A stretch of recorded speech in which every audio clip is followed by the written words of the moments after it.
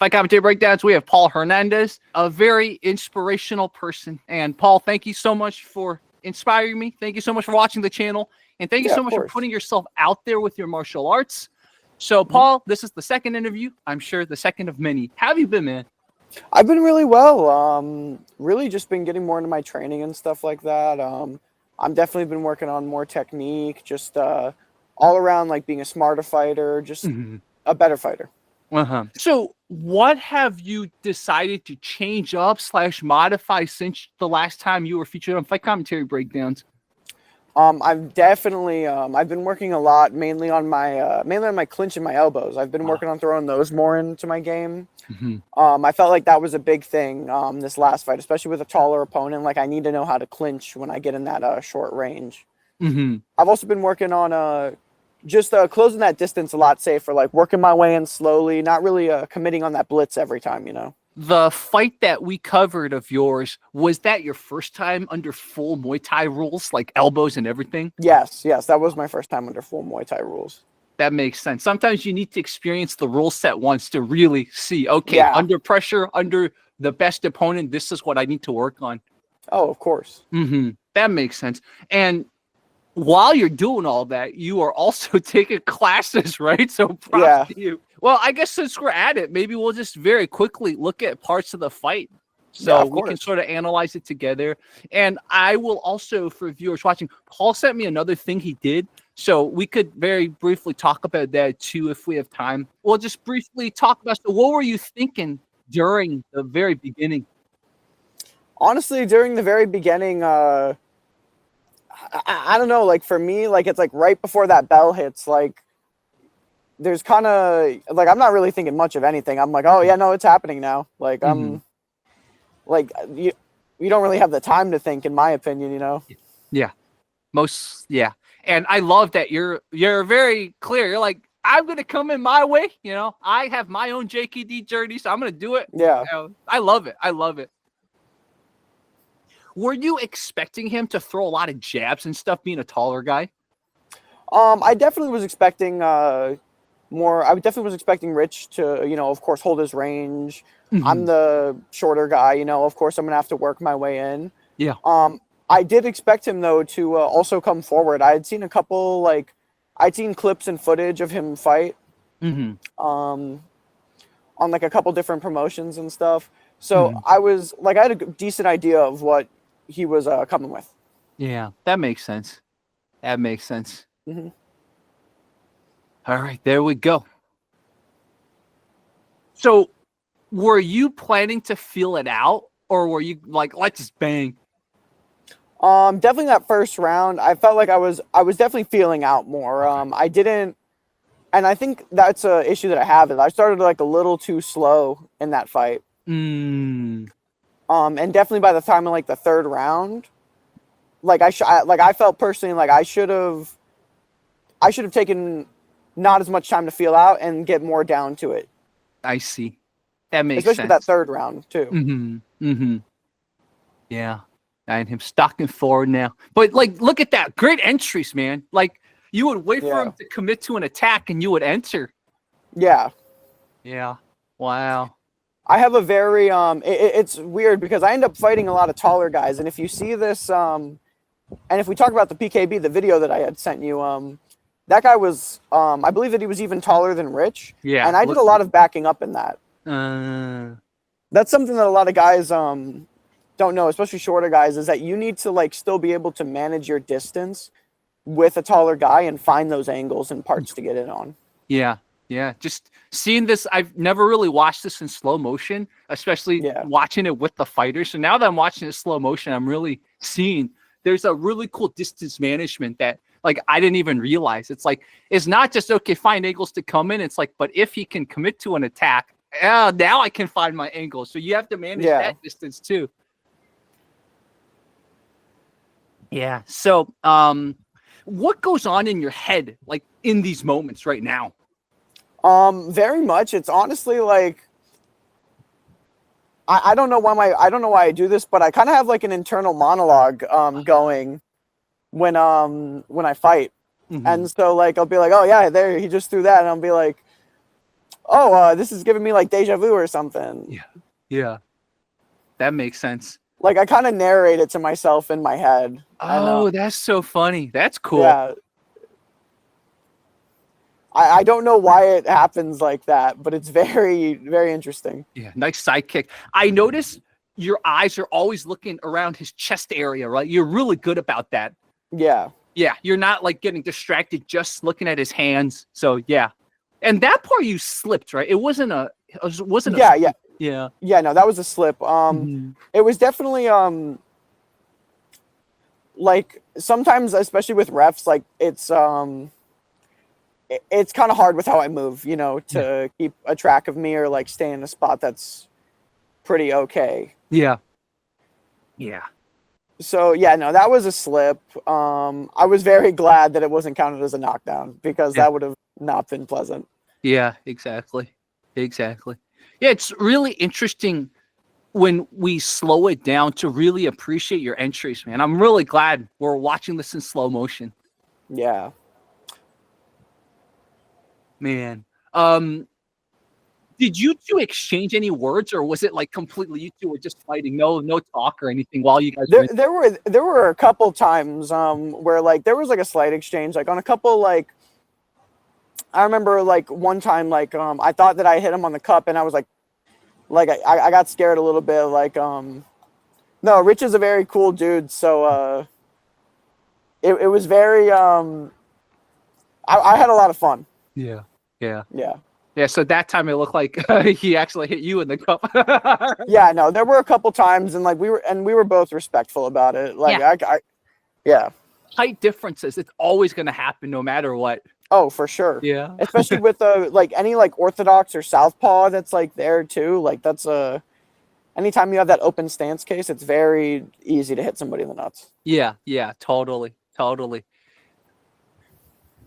So you're definitely the type to sit during the break.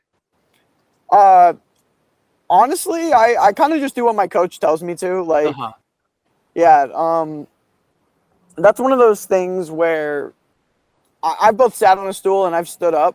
Mm-hmm. It really just depends on what my coach makes me do. Yeah, that makes sense. Yeah, that makes sense. What was your coach telling you during this break time? Mainly, he wanted me to go more to the body. Also, mixing up more leg kicks and stuff, taking that lateral movement. Yeah, that makes sense. Yeah, that's great. That's great cornering. Yeah. What do you think? Did Rich tell you what his corner was saying? No, he didn't. I'm very interested. I'm interested to see. I'll have to ask him about that. Yeah. Because I know I have a very awkward style to deal with, so I'm very interested in like, people's game plans to try to pick apart my style and stuff. Yeah. I'd be really curious how their sort of pure Muay Thai coaches would be like, okay, all right, here's how you do it. Yeah. You look good during the break. Like, you don't look tired. You look like you've managed, even though, you had a lot of great combos, but still you look like, okay, your gas tank is still at the right place. Yeah. That was, because I have because my sinuses, my nose is all crooked and stuff. I get really bad sinus infections sometimes. So like there were periods throughout this past year where they had gotten like a little worse. So I was really worried, like, it would affect my gas tank, but it actually I held up very well. Yeah. And that was I think it was also pacing myself. Like I had a solid pace, and even out of camp, like after I got back into training after this fight, like that's still it's still kind of stuck with me. Yeah. Again, I love the low, bladed stance, man. You're making it work. Yeah. Especially with those leg kicks too. Like a lot of people think that, I'll get my leg chopped up, but it really just doesn't happen all that much. Yeah, because you're very good at, again, like you said, distance managing, including being able to back up, right? See, like there, you're able to back up beyond the kick range. Mm-hmm. How long did it take you to kind of get to the point where you're like, okay, I feel like I could pull this off? My footwork, it comes a lot from Taekwondo, but it took a lot of getting hit in the leg specifically to get there. Yeah. Ooh, that punch got you. Yeah. So, a good question is like, when you get hit, what do you do? Like, what do you say? What's your inner monologue, or does it disrupt the inner monologue? Honestly, I'm like, okay, I got hit. Like, I remember, this is the second round. It was during the elbows that he had landed. Like, I was just thinking, and I was like, huh. I feel like this would drop somebody. And then I was like, and then I'm like, this is and then like I just like I get hit, and then I'm like fine, and I'm like, okay, that was like a little scary. I'm not rocked at all. Like, yeah, it definitely, like, I don't know. I'd like to think that I have a pretty decent chin on me, so I kind of just, it's like a little flash of white, and then I'm like, okay. I see. Yeah. Yeah, it's kind of funny. When I first got the courage to start sparring, it was the same because I was like, okay, I gotta do my neck exercises, gotta really like make sure my chin's good. So like sometimes I get hit a little hard. I'm like, whoa, I survived that. Oh, it's like I had that same exact inner monologue as what you have. It's like, oh, I thought I would be like rocked. It's like, I'm okay. Oh, good. But then it's like, focus. Don't just think like that. Do you ever think, like, let's say he pulls off a good combo, does your mind linger on it ever, or are you able to like get past that? It depends. It depends. After the fight, like, I'm always very judgmental of my performances. I'm always very picky about them. But in the moment, honestly, like, besides being an athlete, besides being a martial artist, I do just love fighting. So it's a very, like, it happens like that. Yeah. And that was like the start of those elbows. Yeah. Yeah. That exchange in the clinch, I get what you mean. Like that exchange right there, like that was totally in Rich's favor, right? Like he needs you, he caught you with the elbow upon the exit. Yeah. Yeah. So I can see how like someone looking at just that would have been like, whoa, Rich is dominating. Yeah, his elbows, man. Ooh. I like that he likes to throw a back fist upon the elbow. He likes doing that. Yeah.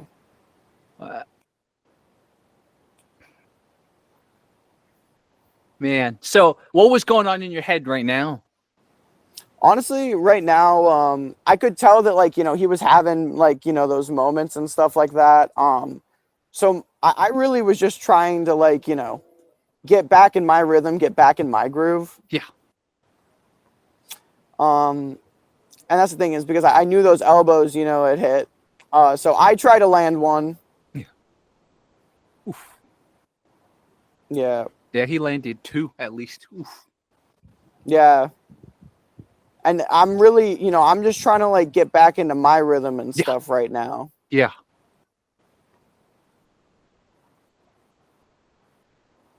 Wow.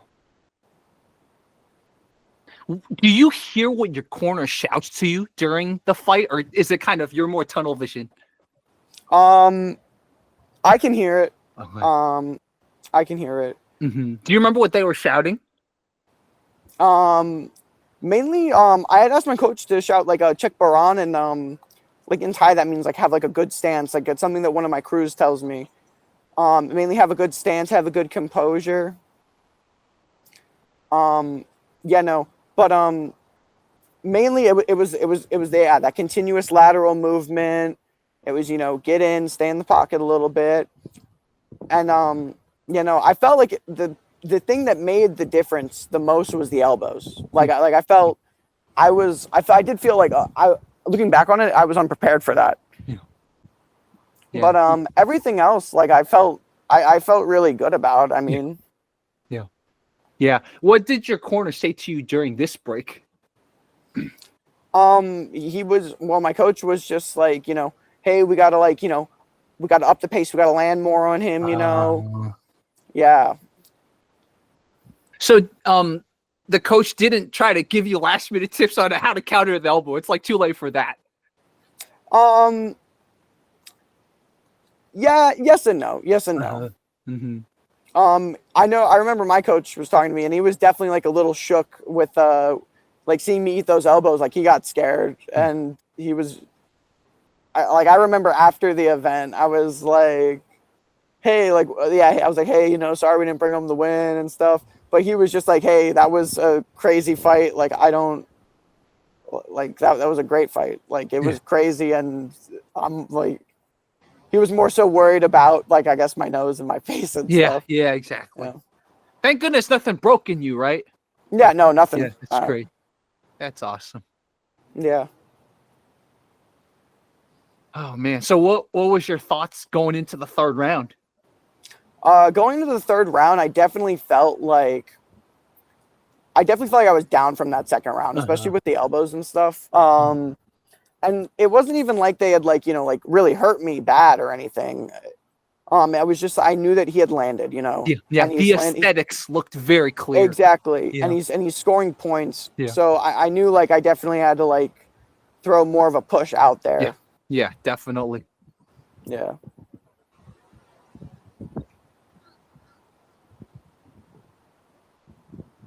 So you're back in your stance now. I see it. There you go. Oh, there it is. Yep. Again, it's like clockwork, man. Seeing your distance management.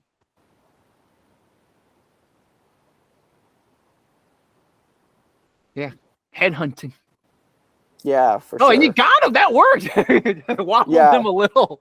I definitely headhunt on taller people more than I should, but at the same time, I don't know. It's a weird way of how I box. Yeah. That's kind of all I've really been able to figure out about it. But like, there's just a weird way that I box because of my stance, because of the angles that I take, because I have more of that karate-based taekwondo stance. Yeah. That it's not traditional and it catches tall people a lot of the time. Yeah.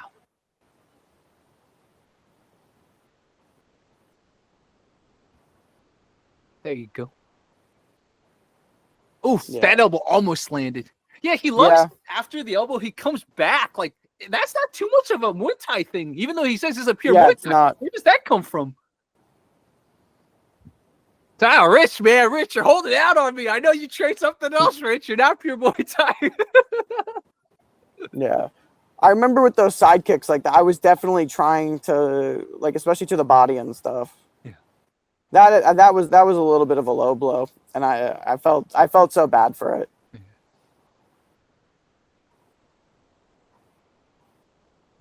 So at this point, did you feel like so far you're ahead in the third round, or in your mind you were uncertain? I definitely felt like I was ahead in the third round, especially after landing my Vingachiva and stuff like that. Like, I knew I got the third round. But that's the thing, is like, there were like some things that like, and that's why it was close. There were some things that I did leave uncertain, and I definitely should have been better about that. Makes sense. Oh, great push kick by him. But he sort of got you. Yeah. Man, yeah, that's what happens. Like, taller people, like 1 out of 10 of their push kicks is going to hit you down there. Yeah. It's a part of fighting a taller person. I definitely think it's like, and part of the reason too is like, if you're coming in as a shorter guy, you're taking away the space that they can lift their leg up. Yes. Yes. It's also an aim issue, because it's like, if you try to hit somebody that's taller in the body, you may miscalculate and it may go low, or you want to hit them in the leg and you're like, oh, their leg is a lot bigger than mine, it may go low. Yeah. Yeah.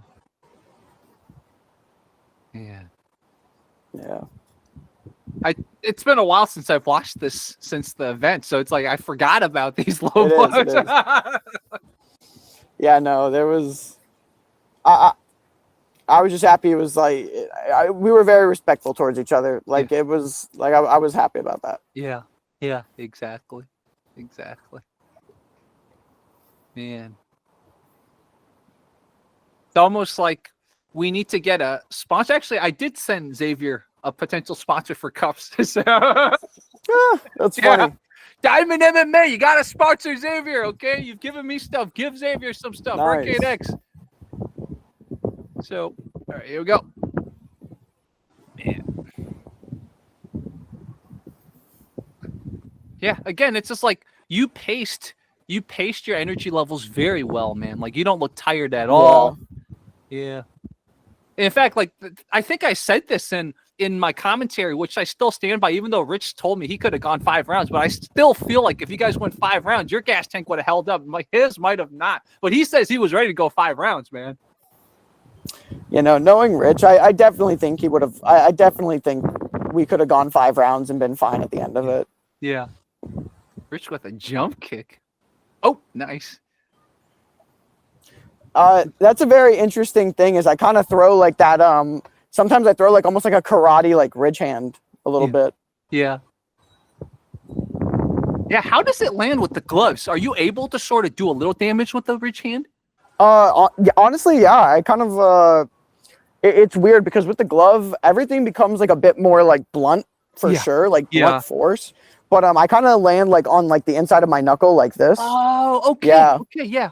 Almost like a guanquan, as they say in Kung Fu, or like a sambo hook. Yes. Okay, that makes sense. Oh, yeah. Aesthetics of that, right? Like that was like, ooh. Yeah. Yeah. But then you got the Vingachiva. Yeah, I think it's also like, I mean, it's part of fighting a guy that's a lot bigger than you too. Is you move back more, you know, like the strikes look bigger to a certain extent. 100%.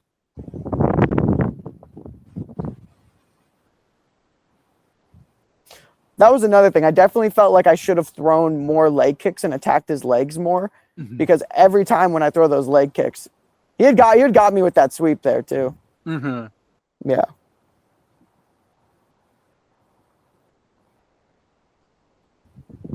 Yeah, it's a thing you have to like remind yourself constantly, because obviously he's going for his face because he's just the taller guy. So you want to go for his face too, but you gotta be like, no, there's the legs. Go for you have to make that switch. It's not always easy when your mind's in that situation. And I've definitely like found like more of that switch. I've definitely been feeling it a lot more lately. I think you'll see that as well in the PKB if we watch that. Yeah, definitely. Let's do that now. So I'm gonna stop sharing now. Yeah. So again, very, very awesome fight. And I think everyone that watched it was very entertained. I think it was a great main event. Really happy about that. Even just finding out I was the main event, like I knew I had to come in there and fight, you know? Yeah. Like I couldn't, I don't know. Like I never want to be the guy to win a boring decision, because I believe to an extent, like, it goes a little farther beyond winning and losing. It's fighting, you know, like And there's an entertainment aspect to it. We just have to admit that. So, and I think also, like, as yourself, like there's like a certain, like, I hate to use the term, but like there's like a warrior spirit to it, and you really have to carry yourself in such a way that, like, you know, you can have your Floyd Mayweathers, or you know, you can have a really just beautiful fight to watch too. Yeah, exactly. Totally. All right, so let us load up this. This is your recent PKB. Okay, again, guys, this is Paul. Look at that. It's a guy that's at least Rich, if not taller than Rich's height. And another thing to notice is Paul grew out your hair. You grew out your hair. Yes, I did. Let's do half playback speed so we can watch it slowly. All right. So this is a little different because there's not the ropes, right? So you have to manage your distance and space even better. I feel like something that I have with that, though, is because of my footwork, it's kind of to my advantage. Oh, I see. And you're used to it in Taekwondo. Yeah, it was mats. So exactly. Look at that. Bam. He is pressing very forward. Wow. Oh, yes. There's a guy at my at Primal. His name is Aiden. He's a good friend of mine. He fights a lot like this guy. And he's a good bit bigger too. So it was funny. Like it was a very familiar thing for me to do. Yeah. That's good. Yeah, again, we see that footwork again. Again, I love it. I love your perfect distance of being able to hop right out of the range of the attack. Yeah. That's the thing, is I kind of play almost at the end of it in that middle ground, and I just rely on my reflexes. Yeah, I love it. But you can see here, like, something that I was doing, and I was thinking, like, oh, I should try this out in my match. was this a long guard, more pawing hand sort of. I'm trying to think of how to describe it. More of like almost like my fencing sword, almost. I tried to use my jab as that and give it like, you know, a good just range of my distance. That makes sense. So limited clinch, huh? Yes. I see. He had hit me with that sweep. And that's still the thing is it's definitely like against taller guys too. Like I find like the clinch is a little hard with taller guys. Yeah. So I kind of have to rely on that body lock more and like trying to break their posture down is what I found. That makes sense.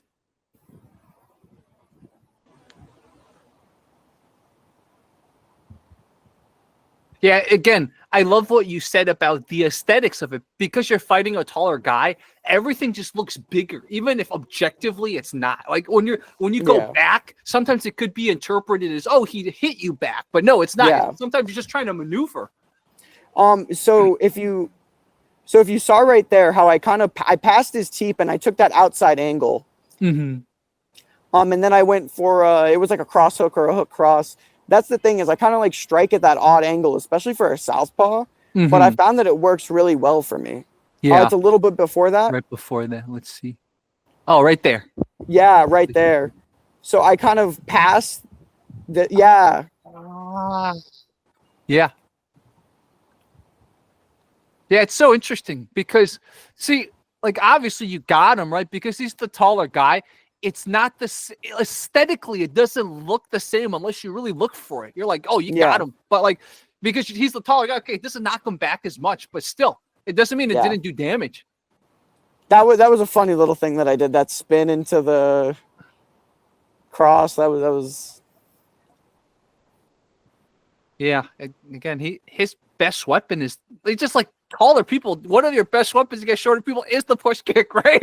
Yeah. The push kick almost always lands. Yeah.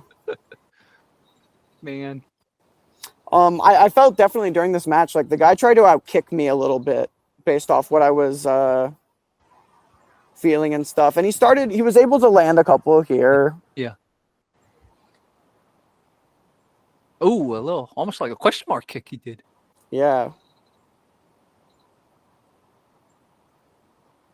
Ah, there you go. I love it. Oh, you're right out of the range of his punch. So I'm like, yeah. Oh, the guy threw. That's how they indicate the end of the round. Yes, yeah, that's how they indicate the end of the round. They throw a towel in there. It's pretty funny. That's awesome. There you go. So, what was your thought in the second round?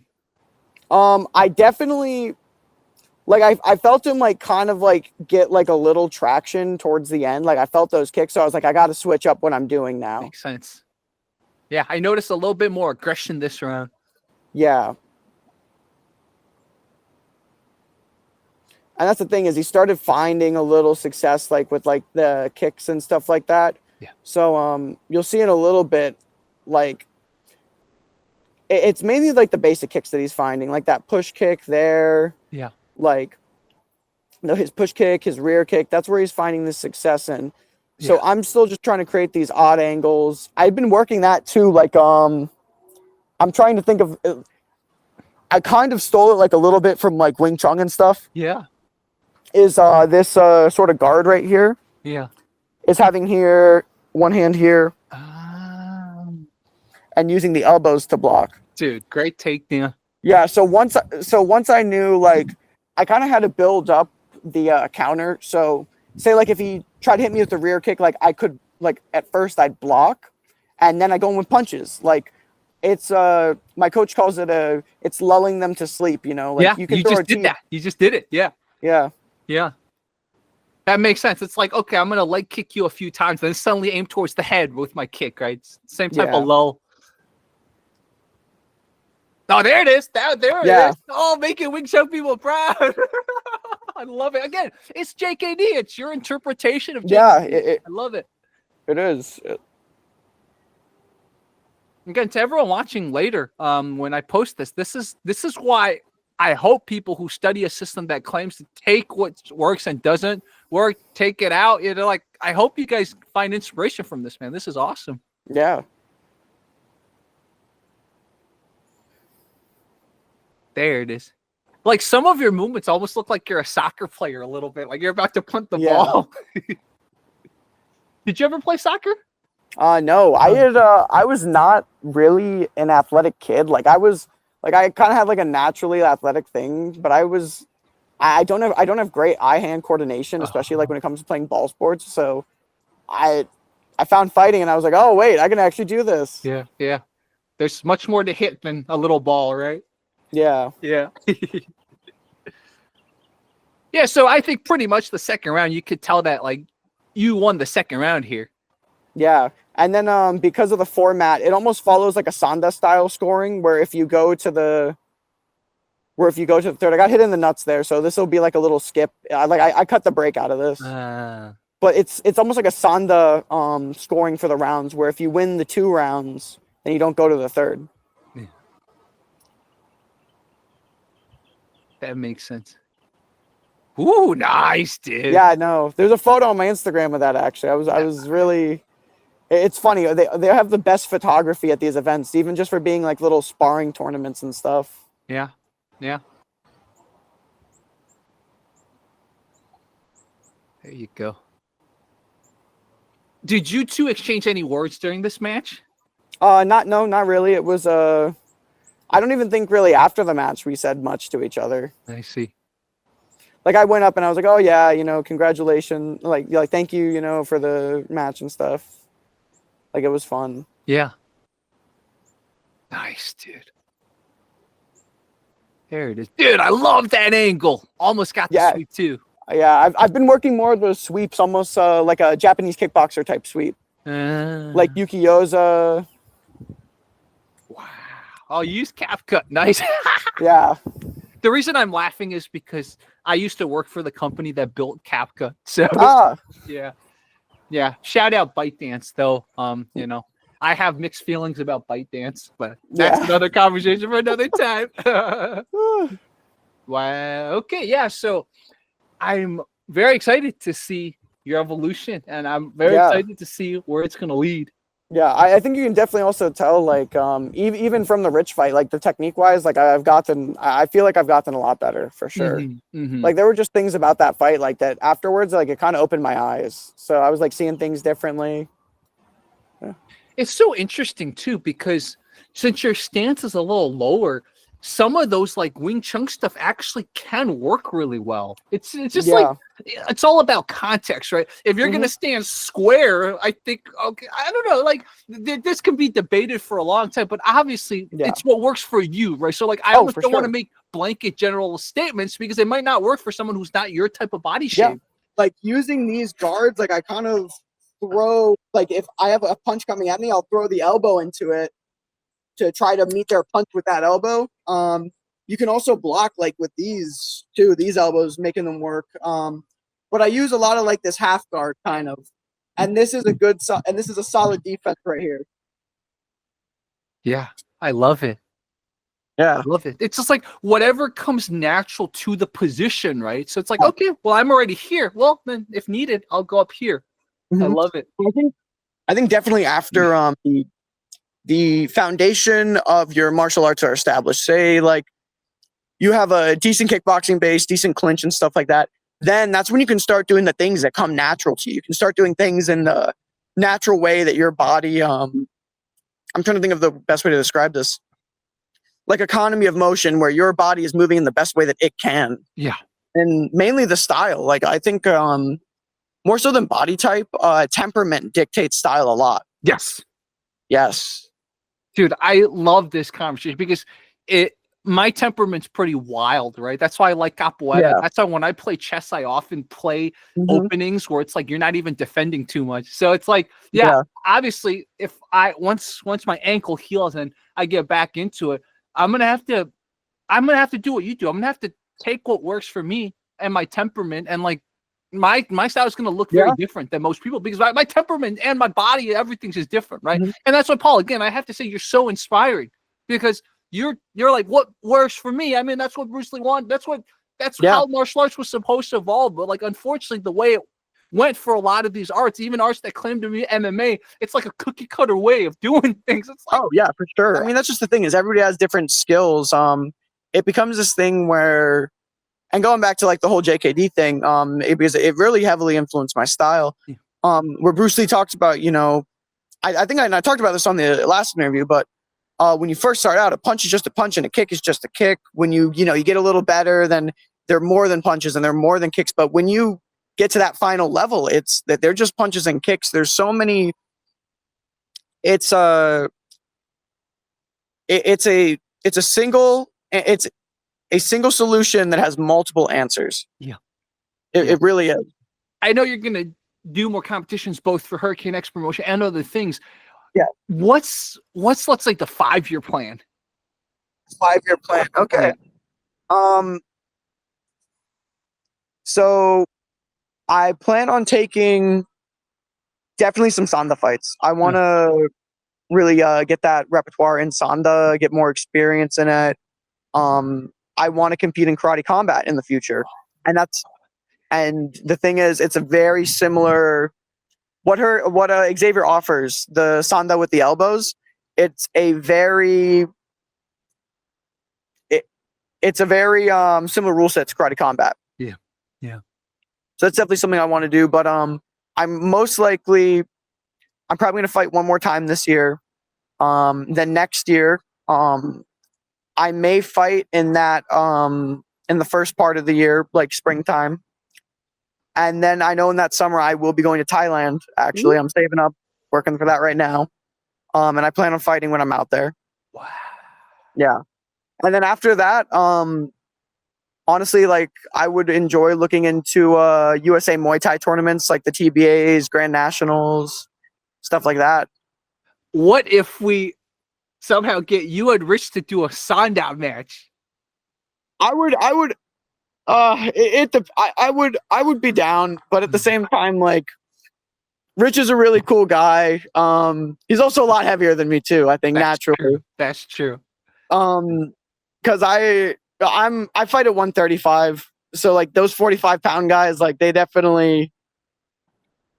definitely, but at the same time, Rich is a very cool guy. I have a lot of respect for him, and we've already fought, and it's not like it's not in my heart, man. He's a really cool guy. Totally, it's one of those. It's like, okay, we've done it already, right? And it's like it's a friend too. Like he's a really cool guy. I have a lot of respect for him. Definitely. While I have you here, do you have any other topics you want to talk about, whether self-defense, martial arts, anything? Nothing really off the top of my head. I mean, if you got anything, I'm open to talk about whatever. Yeah, I think what I'll do is whenever I have more topics I'm covering, let's just bring you on for a short interview. So this was a longer interview, but in the future, if I need like a 5 or 10 minute interview and I'll pull like a 2-minute soundbite from them, I got you. Yeah. I'm gonna get you in. Like even today, I was featuring some Bullshido stuff, and I was like, could have interviewed Paul for that. Have you actually? So while we're at it, have you ever met someone who like really was too into their like craft that didn't work when it comes to martial arts? Yes. Oh, you have. Yes. It's been a large assortment of. Oh, I don't even know how to describe it. I've seen everything from like Krav Maga guys that are very into this idea of serious training where, it's only hitting each other in the groins and fish hooking and clawing eyes out, which, don't get me wrong, those things can work in a street fight self-defense scenario, but I don't think that they can substitute, actually, knowing how to fight. Yeah. It's hard to say. I've met a lot of self-trained guys. Oh. That seems to be the biggest thing, is people training themselves without a gym and stuff. And like that one study says, they greatly overestimate their ability to fight. Why do you think they self-train? Is it just more like the circumstances, as in they're not close to a gym that, let's say, can offer what they want, or is it something else? Definitely circumstances, I think. But at the same time, I have met a couple people that are I have met a couple people that it's definitely they like doing what they're doing. because they believe that it works. But and that's not to take away from anybody that takes their training into their own hands and stuff like that. I've seen a lot of guys, especially at especially USF, the college that I attend, where they've gone off nothing but clubs and they've done really well. And that would be something interesting to talk about too, is the stuff that I'm doing currently with the USF MMA club. Okay, yeah, let's talk about it. So currently, we are a registered sports organization with USF. Mm-hmm. We're currently working on just getting the club set up, getting classes running, meetings running. I'm the treasurer, so I have to, figure out all the funding and stuff like that. But no, we're and we've got a couple guys from different backgrounds. We have a couple guys that are self-trained, and actually this fall we're looking at competing at PKBs, and I don't know if you know it, but it's called Nuka MMA, but it's the first collegiate MMA organization here in America. Ooh. Okay. Let me look this up. Wow. Oh, okay. I see it. Yeah. Okay. So you guys wanna go? I feel like my alma mater, University of Pennsylvania, I think brought a team down too. I might be wrong. I believe so, for the event that was at UCF in Orlando. Okay. I think they came down. Wow, this is awesome. Yeah, no, and I think it's just it's definitely a great way for student athletes to explore more combat sports varieties, because really at that collegiate level, you don't have much besides, wrestling. Well, how long has the club been around? The club has been around, so we only very recently got our approval to be a registered sports organization, but the club had already been going on since the beginning of this year, honestly. Mm-hmm. Mm-hmm. Wow, I see. Yeah. I see. Okay. What do people who usually join on the collegiate level, what do they usually want to get out of MMA training? Really, I think a lot of it that I've seen is it's more of a personal thing. It's very accessible, especially for college students. I know one of my fellow cabinet members in the club. He's very sorry, I just lost my train of thought. Oh, it's all good. No, but he was going to fight for Nuka, and they were going to pay for his travel out there to Virginia and stuff.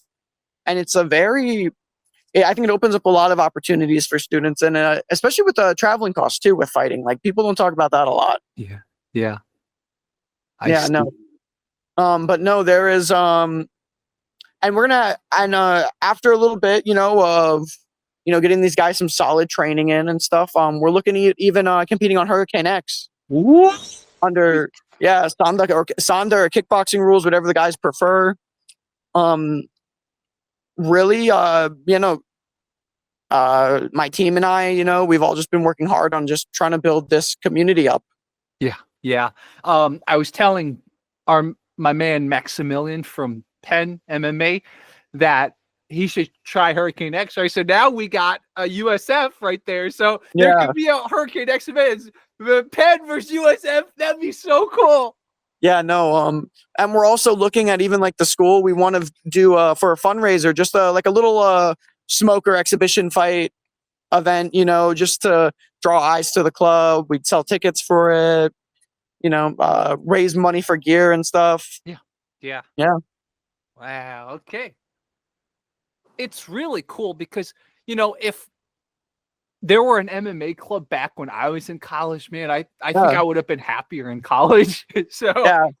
No, and I mean, and that's the thing is I've seen, and that's why I have a lot of respect for these guys. A lot of people at USF, they took their training into their own hands and they were able to foster a solid environment of growth. Wow. And it's it's very nice to see as a martial artist, of course. Yeah, definitely. And we're just trying to make it not even accessible for people that want to fight. We'll have the people that are on the fight team, but we want to make martial arts accessible for everybody. Uh-huh. It doesn't matter your experience level or anything like that. We want to be there for USF students, and yeah, we just want them to come try out the club.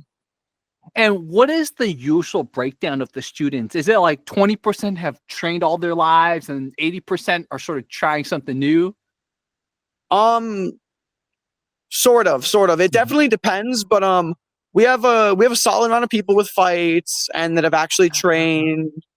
But at the same time, there's also a lot of people that, want to try it out. They want to learn how to fight, and it's very nice to see. Send me footage too, and I would love to feature that kind of stuff. I just yeah, of course. I am the perfect example of I shouldn't have stopped my martial arts training in high school, but I'm glad I did, because I was only doing wushu back then. So like I need to get into this type of training, right? And I just I know there's a certain type of person you need a little bit of this once in a while. So like, any type of safe environment that lets someone to get a little bit of this, I think, especially for men and women, but a lot of times for men, it really helps them when they're in their adolescence.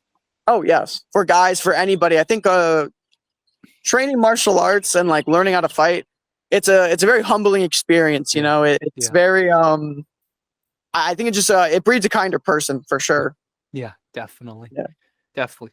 So I will probably see you August 2nd, right? Because I'm coming down for the next Hurricane X event, so I'll definitely see you. Potentially, it depends if I can. It depends if I can make it out there. I'll be coming back from a trip on the 1st, so I'll have to see if I could even make it down to Miami. But that makes sense. That makes sense. Okay, well, either way, I'm sure I'm coming down to Florida every few months, so I'll see you next time. And if you ever come to the DC area, just let me know too. Yeah, I got you. I've been meaning to go up there. Actually, I want to go back and see like the Smithsonian stuff. I remember when I went as a child. So. Oh yeah, exactly.